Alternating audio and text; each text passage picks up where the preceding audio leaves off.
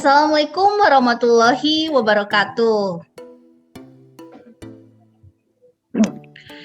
Ya, halo guys, kembali lagi nih di acara channel Wila Basari Official. Nah, dengan konten yang sama yaitu ngopi santai alias ngobrol viral tapi tetap santai. Temanya masih tetap nih, yaitu bagaimana sih menjadi dosen yang kreatif, inovatif, dan juga visioner. Kebetulan hari ini udah ada narasumber kita di sebelah saya. Langsung aja kita sapa ya. Halo Pak Arif. Halo, selamat sore, Assalamualaikum. Waalaikumsalam. Gimana kabarnya Pak Arif, sehat? Alhamdulillah, sehat. Mana Alhamdulillah? Ya, alhamdulillah saya juga sehat. Oke, boleh nih Pak Arif memperkenalkan diri sambil nyapa teman-teman yang mungkin lagi nonton channel saya ini dengan menyebutkan nama lengkap dan juga profesi saat ini. Silakan. Oke, saya Arif Ginanjar. Profesi utamanya dosen, dosen di beberapa tempat. Plus saya juga sebagai praktisi konsultan IT. Jadi kurang lebih bisa sharing ilmu kepada mahasiswa dengan apa yang sudah saya alami selama menjadi praktisi. Oke, wah luar biasa ya pengalamannya dosen sekaligus praktisi. Berarti udah mumpuni banget gitu di bidangnya ya, terutama dalam bidang IT. Oke, Pak. Iya Pak, kalau boleh tahu nih Pak, udah jadi pengalaman jadi dosennya udah berapa lama Pak? Kalau jadi dosen sih dari tahun 2015 ya. Cuman kalau menjadi praktisinya itu dari tahun 2003. Wah, udah lama banget. Boleh nih nanti saya bisa konsultasi ya. Silakan aja. Oke, kalau boleh tahu nih Pak, dosen di bidang prodi apa ya Pak? Saya dosen di bidang prodi informatika. Jadi ya sebenarnya informatikanya kan sebenarnya luas ya, cuman saya lebih fokus ke manajemen data. Oh, manajemen data. Oke, mengampu mata kuliah apa saja ya Pak? Kalau ada beberapa tempat ya, cuman yang utamanya saya lebih fokus ke bahasa pemrograman. Jadi ada mata kuliah yang diampu konsep bahasa pemrograman, kemudian ada juga pemrograman mobile, kemudian ada juga mata kuliah service oriented arsitektur, kemudian ada juga sistem basis data Oracle dan sistem basis data MySQL. Kurang lebih itulah yang saya selalu ampu. Jadi itu saya ngitungnya di semester ganjil dan genap ya. Genap ya. Oke, rata-rata berarti memang basically-nya lebih ke pemrograman ya Pak ya, untuk ya, yang diampuninya. Ya, baik. Lanjut ke pertanyaan ya Pak ya. Gimana sih Pak cara menyampaikan materi di dalam kelas supaya mahasiswa tuh nggak jenuh, nggak ngantuk, nggak bete? Nah, itu gimana tuh Pak? Kalau di masa pandemi ini memang ada tantangan tersendiri ya. Jadi karena kan kita rata-rata ketika pandemi ini kita menggunakan kelas online. Jadi kita interaksinya entah itu menggunakan Zoom, entah itu menggunakan Google Meet atau software lainnya. Nah itu memang kita tidak bisa berinteraksi secara langsung dengan para mahasiswa. Jadi rata-rata mahasiswa jarang, meskipun kita sebagai dosen meminta kita untuk menyalakan video, tapi biasanya tetap aja dimatiin videonya. Jadi kita tidak bisa melihat kondisi mahasiswa ketika dia menerima materi, itu reaksinya gimana gitu. Jadi memang kesulitannya gitu. Cuman paling ya supaya para mahasiswa itu lebih berpikir kreatif, saya selalu memberikan studi kasus. Jadi pas ngajar mata kuliah itu tidak hanya kita memberikan teori, tapi kita selalu memberikan contoh. Contohnya biasanya saya ambil dari studi kasus yang saya alami ketika saya menjadi praktisi gitu. Misalnya saya terlibat di proyek apa, kebetulan ada contoh teknik pemrograman yang terbaru yang bisa diterapkan di proyek tersebut, saya share ke mahasiswa. Nah biasanya ya, tapi tergantung anak-anaknya juga ya. Kadang-kadang ada yang begitu di share studi kasus itu ada yang langsung antusias, ada yang ya tetap ya gitu deh gitu ya. Murungkut. Nah murungkut betul. Jadi ya seharusnya sih kalau mahasiswa prodi teknik informatika tuh saya selalu sharing di kelas tuh untuk mata kuliah yang berhubungan dengan informatika, saya selalu memberi tahu ke para mahasiswa bahwa ada istilah, bukan istilah ya, yang selalu saya terapkan ke diri saya sendiri adalah never ending learning. Jadi karena apa? Karena informatika itu selalu teknologi yang selalu mengikuti perkembangan zaman.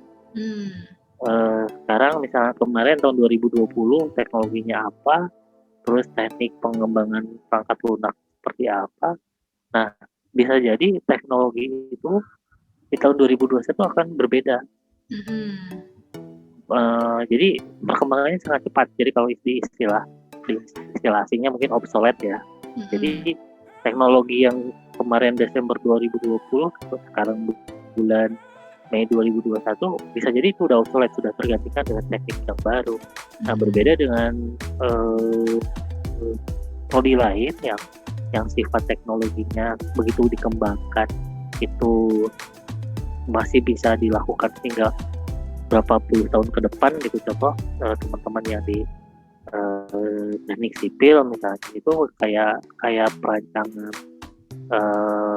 kaki jembatan jalan layang itu kan kalau dulu tahun 80 berapa gitu ya, ada insinyur Indonesia yang menemukan teknologi takar ayam katanya. Jadi si rangka beton yang bawahnya itu membesar itu supaya si jembatannya itu stabil.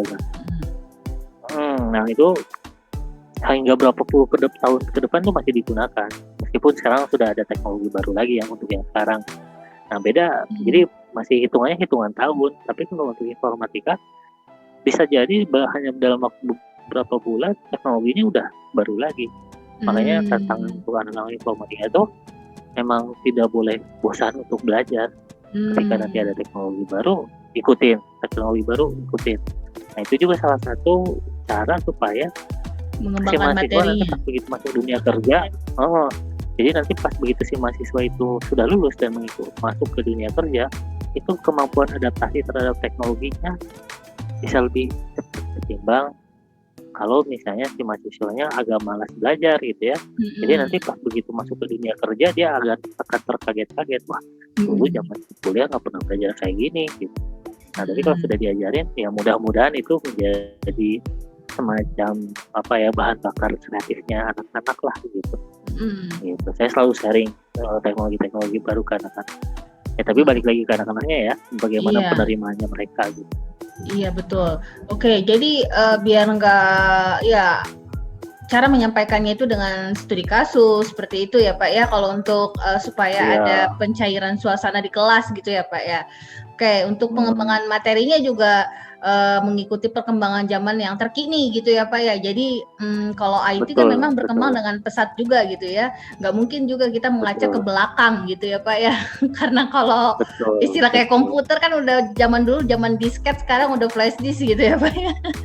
Iya betul. Dulu zaman saya masih kuliah masih pakai disket 1,4 giga, sekarang flash disk sudah ada yang 128 giga kan. Jauh banget gitu. Jauh banget. Zaman komputer zaman dulu yang gede-gede gitu masih piunya. Iya betul. Iya betul. Iya oke. Ya lanjut ya Pak ya. Harapannya nih Pak ke depannya nih sebagai dosen nih, kira-kira apa sih yang Pak Arif inginkan khususnya untuk dunia pendidikan, Pak? Kalau untuk dunia pendidikan kepengennya tuh jadi ada semacam bridging ya. Jadi gap antara dunia industri dengan dunia pendidikan itu tidak terlalu jauh. Kebetulan saya di beberapa perusahaan yang pernah saya bekerja di situ, saya sering kali diposisikan untuk menginterview karyawan baru ya. Jadi saya sering kali mendapati lulusan jurusan informatika tuh pas begitu ditanya tentang perkembangan teknologi ya kurang mengikuti gitu. Jadi akhirnya saya agak pas begitu saya diposisikan sebagai rekruter untuk karyawan baru di perusahaan tersebut, saya agak kebingungan melihat gapnya atau gap antara keahlian mahasiswa yang akan melamar kerja dengan kebutuhan skill yang dibutuhkan oleh perusahaan itu biasanya jauh gitu. Nah makanya kepengennya tuh bridging antara industri dengan pendidikan itu tidak terlalu jauh ya. Bagaimana caranya bisa misalnya antara institusi pendidikan bekerja sama dengan perusahaan-perusahaan yang sudah berkembang, yang sudah maju untuk bisa saling sharing tentang perkembangan teknologi.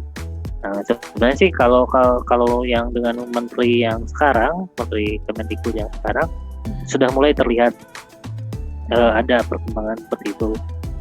Jadi ada program yang dicanangkan oleh pemerintah supaya mahasiswa tuh tidak terlalu jauh gitu skillnya dengan apa yang dibutuhkan oleh company. Contohnya yang semester kemarin sempat di launching tuh ada kerjasama dunia pendidikan dengan Google, dengan Tokopedia, dengan Bukalapak kalau nggak salah, sama satu lagi. Nah itu lumayan tuh. Jadi para profesional yang sudah bekerja di perusahaan-perusahaan besar itu bisa berbagi ilmu kepada mahasiswa dengan proses kayak magang lah kayak gitu. Iya.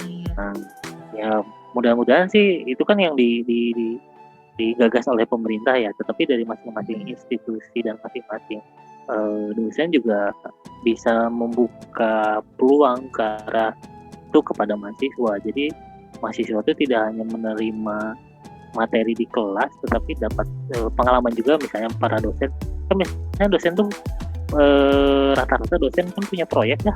Iya. Terutama untuk dosen-dosen yang teknik nih ya. Tekniknya. Itu ajak gitu mahasiswa yang memang kelihatan punya kapasitas, diajak di proyek-proyeknya. Selain juga nanti ada sedikit fee buat para mahasiswa, tapi buat para mahasiswanya juga dapat semacam pengalaman gitu. Dunia kerja itu seperti ini loh, dunia kerja yang berhubungan dengan studi di mana dia belajar gitu. Kurang lebih seperti itulah. Oh iya, baik. Jadi harapannya itu antara ilmu dengan keahlian yang dibutuhkan para pencari kerja itu match gitu ya Pak ya. Jadi betul, adanya betul. Kalau bisa adanya kerjasama, misalnya kan kayak salah satu contohnya institusi mana gitu kan, ekonomi yang kerjasama sama bank, jadi nanti mereka pada saat lulus bisa bekerja di bank itu gitu kan ya Pak ya, seperti itu kan. Kalau nggak salah ada di Bandung, kalau nggak seperti itu ya. Iya, baik. Iya. Oke, terima kasih Pak Arif sudah meluangkan waktunya. Iya, dengan saya di acara channel YouTube Wila Basira Official. Oke, sukses terus ya Pak Arif, selalu sehat. Iya, tidak hanya Pak Arif saja, semua yang menonton acara channel ini semoga selalu diberikan kesehatan lahir dan batin ya. Oke. Ya mungkin itu tadi sekedar bincang santai antara saya dengan narasumber yang sudah mumpuni di bidangnya, khususnya di dunia IT, yaitu Bapak Arif. Nah, semoga bisa menginspirasi dan juga memotivasi untuk teman-teman semua yang nonton acara channel ini, khususnya di dunia pendidikan. Oke, akhir kata dari saya, wassalamualaikum warahmatullahi wabarakatuh. Sampai jumpa di episode berikutnya. Bye-bye.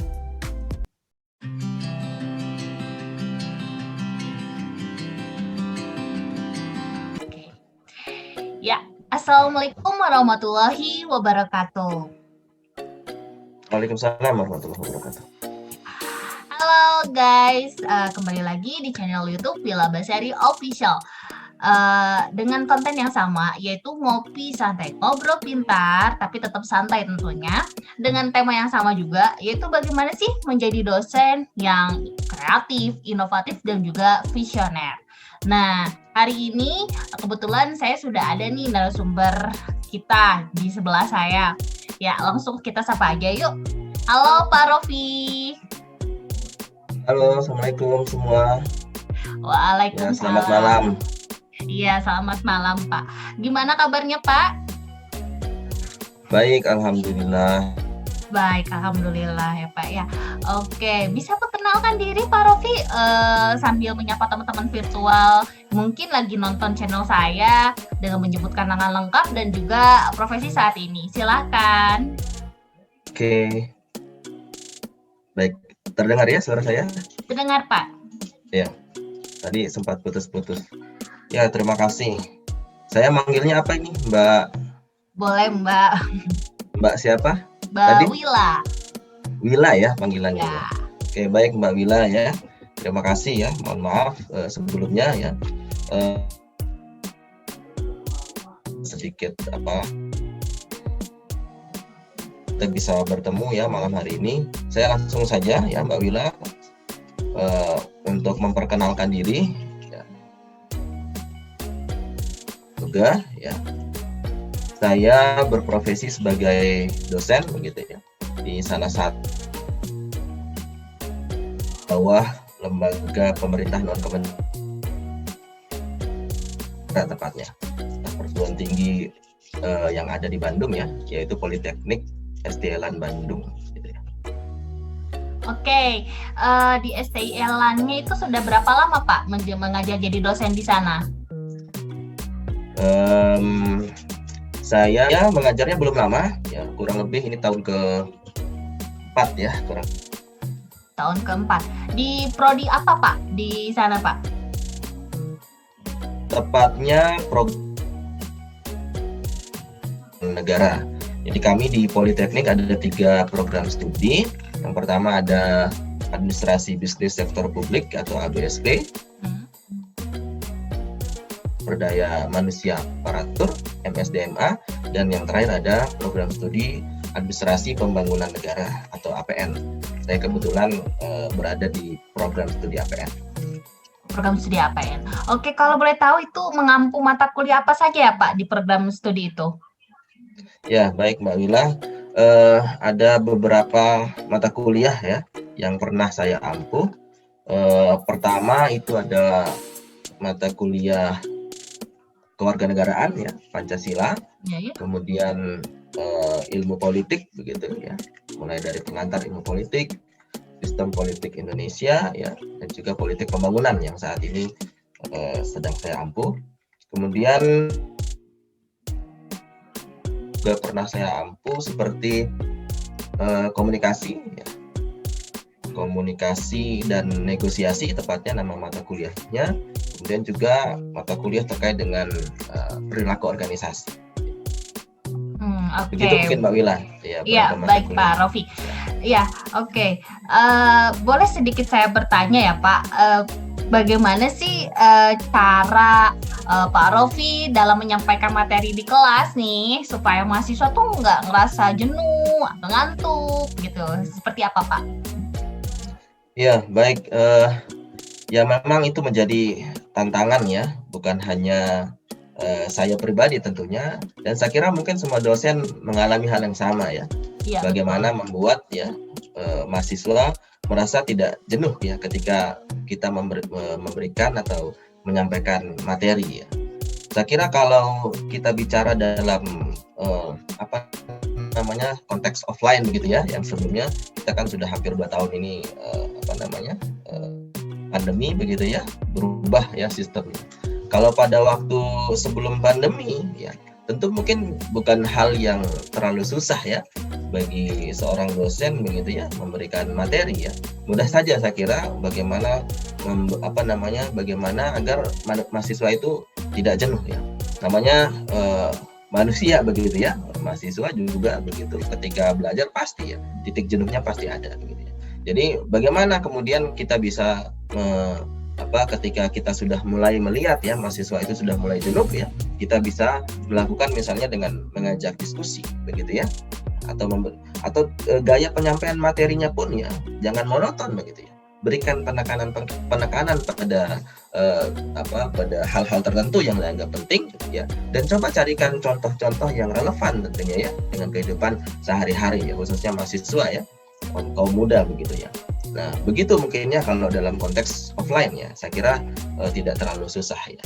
Namun yang menjadi tantangan saat ini ya, ketika kita kemudian beralih ya sepenuhnya menjadi online begitu ya, daring ya, jadi proses pembelajarannya.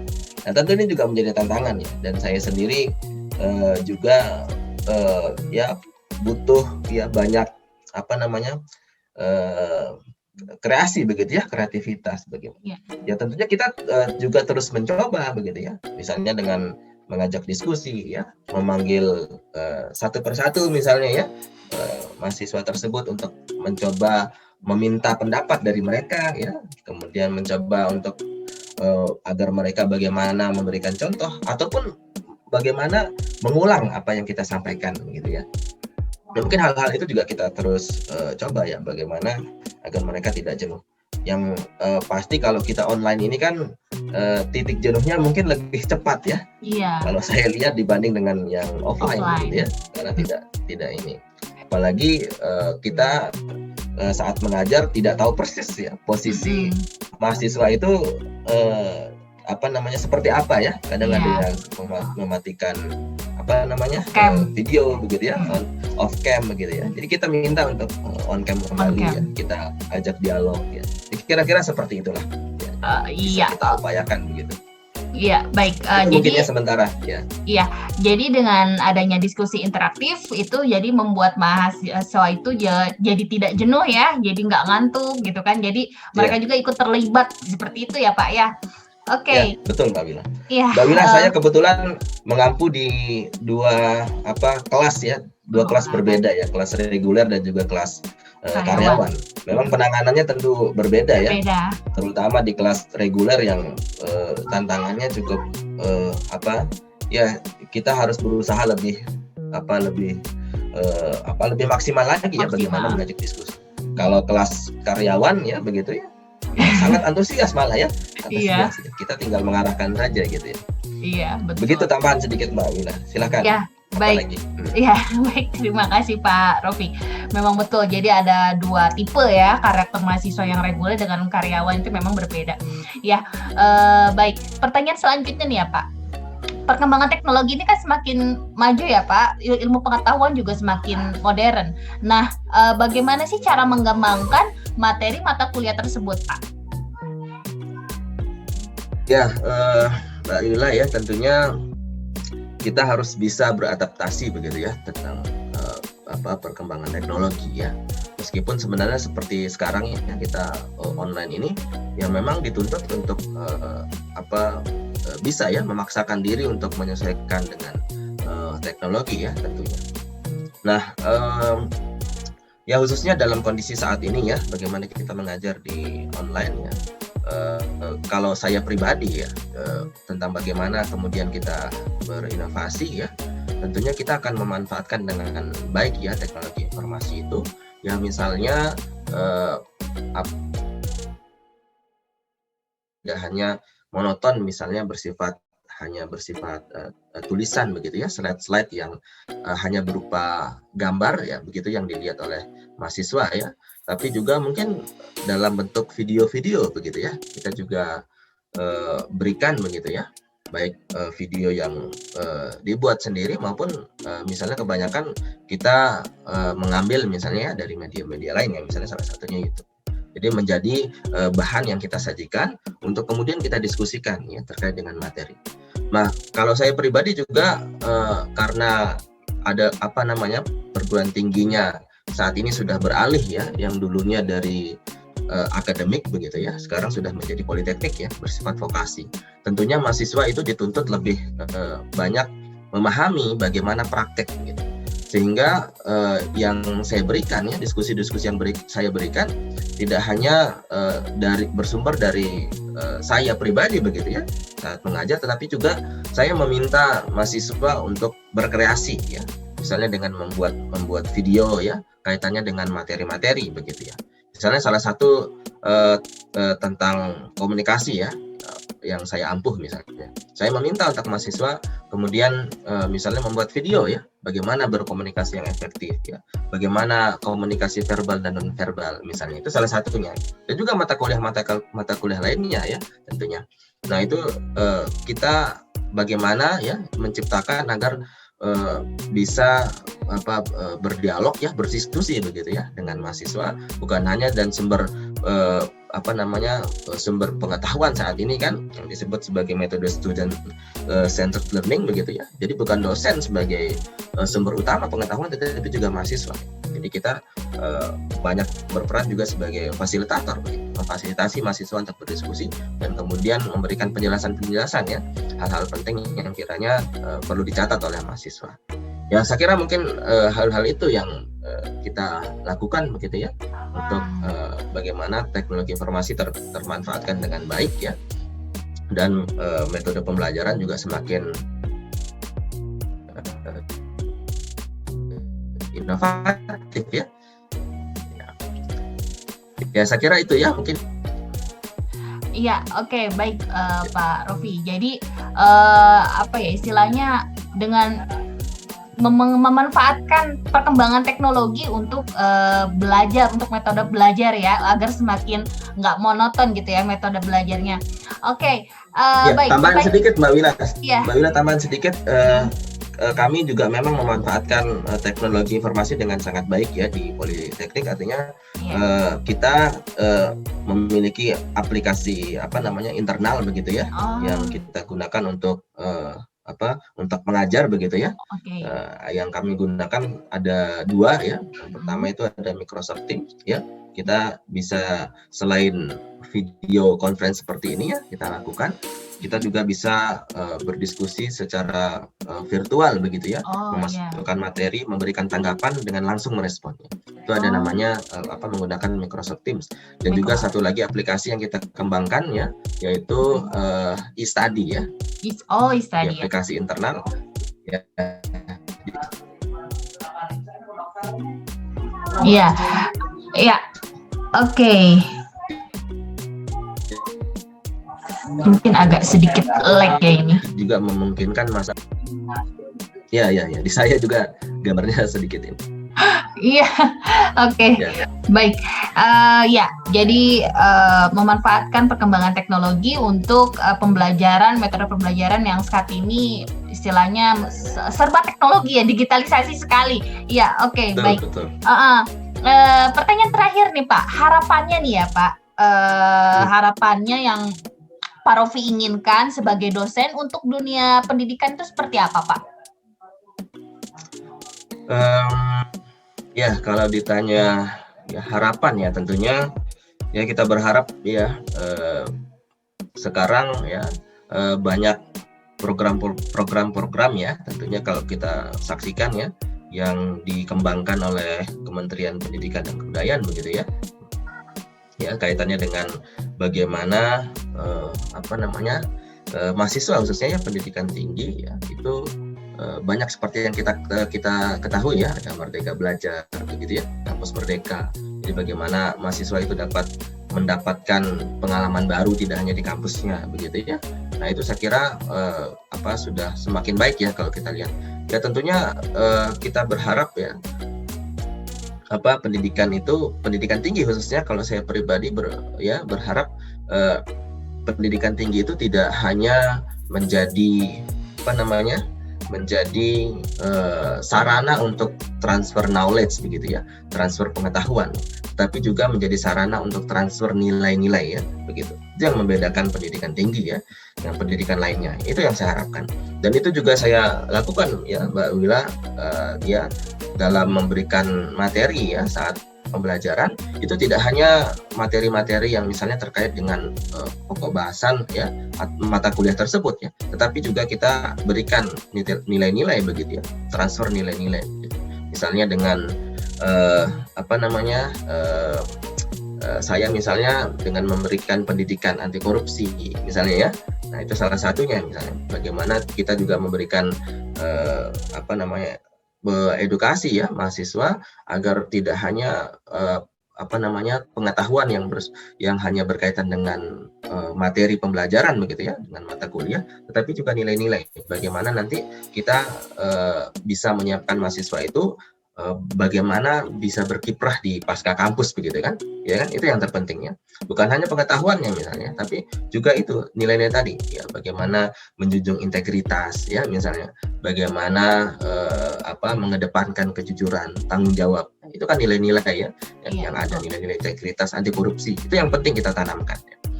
Nah, itu yang saya kira juga saya harapkan mungkin pada para pendidik lainnya ya, tidak hanya fokus terhadap materi pembelajaran, tetapi juga melakukan transfer ya, nilai-nilai value begitu ya kepada mahasiswa. Begitu mungkin yang bisa saya sampaikan. Iya, oke. Jadi pada kesimpulannya harapannya ini adanya inovasi belajar ya, metode pembelajaran yaitu dengan Merdeka Belajar. Kemudian diharapkan juga para pendidik juga tidak hanya mengedepankan keterampilan pendidikan hard skill saja gitu ya, tapi soft skill-nya juga harus diimbangi seperti itu ya Pak, agar balance antara hard skill dan juga kemampuan soft skill-nya, supaya nantinya lulusan-lulusan itu bisa istilahnya bisa siap untuk sudah siap di dunia kerja gitu kan ya, istilahnya seperti itu gitu ya Pak ya. Oke, terima kasih banyak Pak Rofi sudah meluangkan waktunya hanya sekedar ya ngobrol santai dengan saya. Sukses terus Pak Rofi di bidang profesinya. Semoga Pak Rofi dan keluarga selalu sehat ya. Tidak hanya Pak Rofi saja, tapi semua yang menonton acara channel saya ini semoga diberikan kesehatan dan terhindar dari virus COVID-19. Dan semoga pandemi segera berakhir. Ya, amin. Terima kasih. Amin. Mbak Wila, saya tadi membaca ya itunya apa tadi ngopi santai gitu ya. Iya. Ya. Ngopi santai. Ngobrol pintar tapi tetap santai. Gitu. Ya, sepertinya itu juga perlu dicarikan itu ya, santai itu ya. Santai. Jadi saya berpikir ya, jadi mungkin ya ngopi santai begitu ya. Ngobrol pintar, berkesan serta berisi begitu ya mungkin. Berkesan serta berisi. Oh iya Pak. Bisa tuh Pak jadi ide lagi. Ya, mungkin dicari idenya ya biar ada lebih ini ya. Oh ya, berkesan tapi berisi. Oke, makasih banyak. Berkesan serta berisi gitu ya. Berkesan serta berisi. Keren. Oke. Ya, buat para teman-teman channel YouTube yang sedang menonton konten saya kali ini, semoga bermanfaat untuk teman-teman yang udah nonton, dan juga semoga bisa berinspirasi dan juga memotivasi teman-teman semua khususnya di dunia pendidikan. Oke, terima kasih dari saya. Sampai jumpa di konten berikutnya. Wassalamualaikum warahmatullahi wabarakatuh.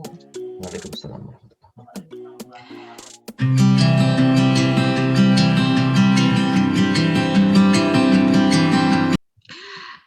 Halo gengs, kembali lagi di channel YouTube Wila Basari Official. Nah, kali ini masih dalam konten yang sama nih, yaitu ngobrol pintar tetap santai alias ngopi santai. Nah, dengan tema yang sama, bagaimana sih caranya menjadi seorang pengajar yang visioner, yang inovatif dan juga yang kreatif. Kebetulan hari ini saya udah ada narasumbernya nih. Siapa dia? Kita sapa aja dulu yuk. Halo Pak Hendra. Halo, saya panggilnya apa ya? Mbak apa Neng nih? Boleh, mau Neng boleh, mau Mbak boleh. Ya. Gimana Mbak Wila? Iya, alhamdulillah. Pak Hendra, apa kabarnya Pak? Ya, alhamdulillah kabarnya baik-baik setelah libur Lebaran ya. Iya, jadi fresh ya Pak ya. Udah liburan lah ya, refreshing. Oke, Pak Hendra mungkin bisa perkenalan dulu nih sama teman-teman virtual yang mungkin lagi nonton acara channel YouTube saya dengan memperkenalkan diri, menyebutkan nama lengkap dan juga profesi saat ini. Silakan.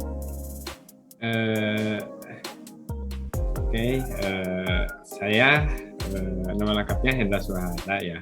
Sekarang saya berprofesi sebagai tenaga marketing di suatu perusahaan swasta yang base-nya di Jakarta, mungkin lebih ke arah ini ya, pemasaran untuk supply ke industri farmasi dan makanan. Itu sih perkenalan singkatnya.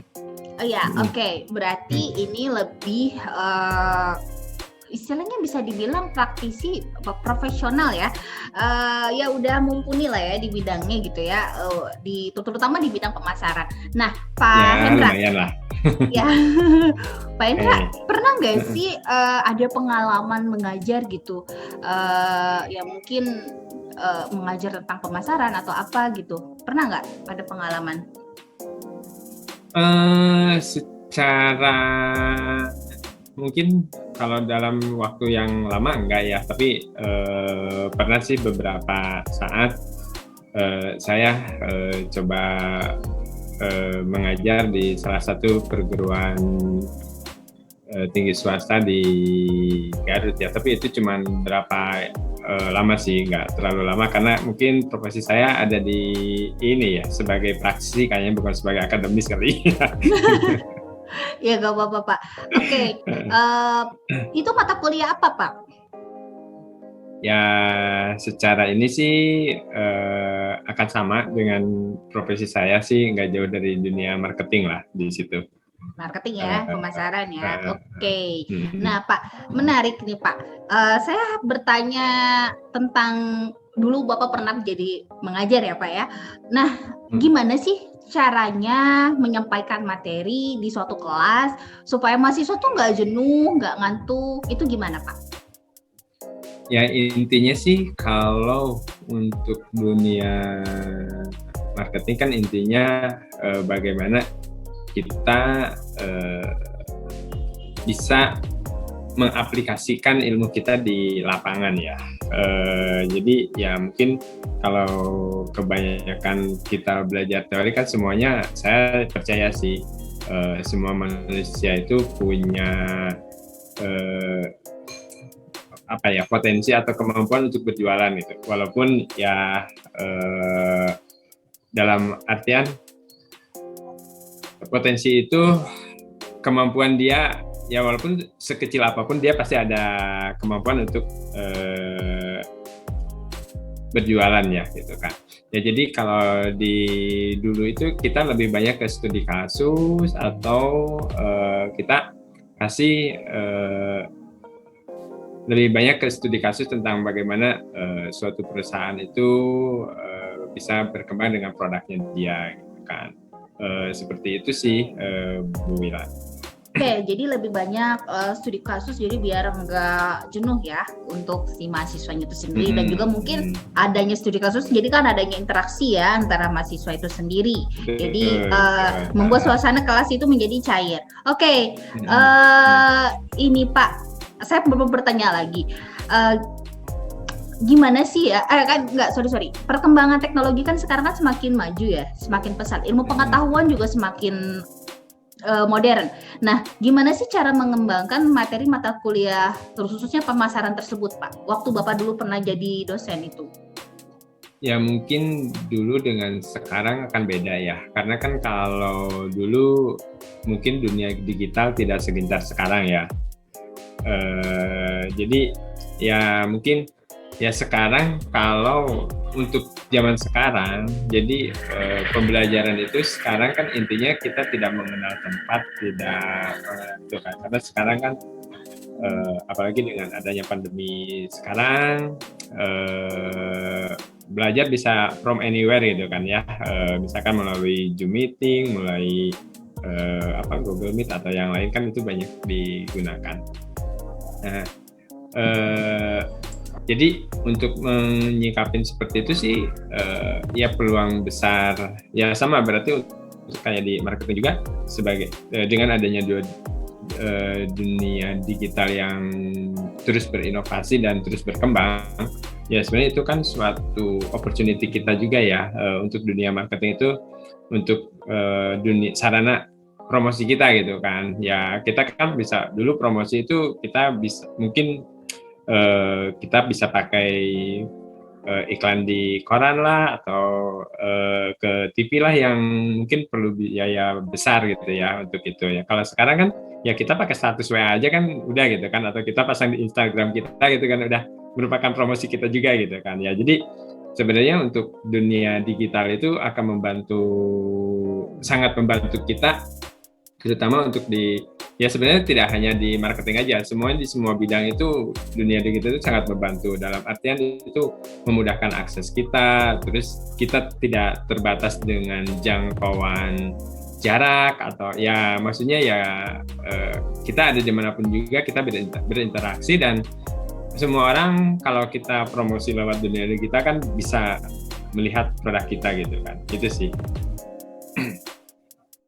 Oke, iya baik. Jadi dengan adanya digitalisasi itu bisa memudahkan ini ya Pak, apa namanya ya, suatu marketing itu sendiri gitu ya Pak ya, seperti kayak semacam marketplace. Jadi kita memasarkan suatu produk itu tidak zaman dulu, cara dulu kuno dulu gitu ya, sekarang serba digitalisasi seperti itu ya Pak ya.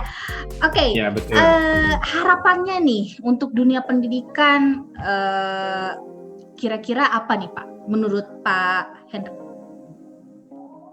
Untuk dunia pendidikan sekarang ya harapannya sih mungkin antara akademisi dan praktisi itu kita bisa menyeimbangkan ya, dalam artian para mahasiswa itu atau dunia akademis itu tidak hanya berfokus pada teori aja, atau hanya pada wawasan pengetahuan aja, tapi kita perlu diseimbangkan juga dengan dunia praktisinya ya apakah itu nanti si universitas itu berinovasi dan dia bisa berkolaborasi dengan instansi tertentu untuk ya kayak kasarnya mungkin kalau zaman dulu ada apa ya, kuliah kerja nyata ya kalau dulu ya gitu ya. Nah, kalau sekarang mungkin ya kita lakukan dengan on job training, mahasiswa bisa magang di sana misalkan untuk berapa lama, ada tugasnya dalam satu semester itu berapa lama untuk tugas di dalam satu perusahaan gitu, terus berinovasi dengan semua perkembangan ilmu dan teknologi. Jadi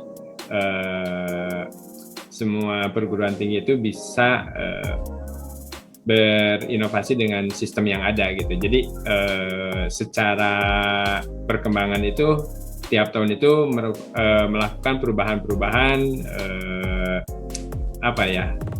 perubahan sistem gitu kan, sehingga mahasiswa yang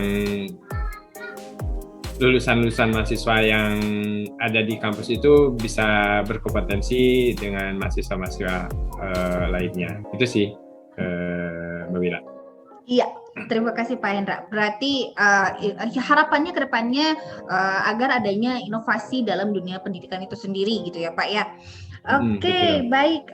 Terima kasih Pak Hendra untuk yang sudah meluangkan waktunya hanya sekedar berbincang santai dengan saya. Makasih banyak ya Pak ya. Semoga diskusi kita santai ini bisa menjadi apa ya istilahnya menginspirasi dan juga memotivasi untuk teman-teman semua yang sudah menonton acara channel YouTube saya, khususnya di dunia pendidikan. Oke, Pak Hendra, semoga sukses terus dalam dunia bidang profesinya dan juga sehat selalu. Akhir kata dari saya, wassalamualaikum warahmatullahi wabarakatuh. Waalaikumsalam warahmatullahi wabarakatuh.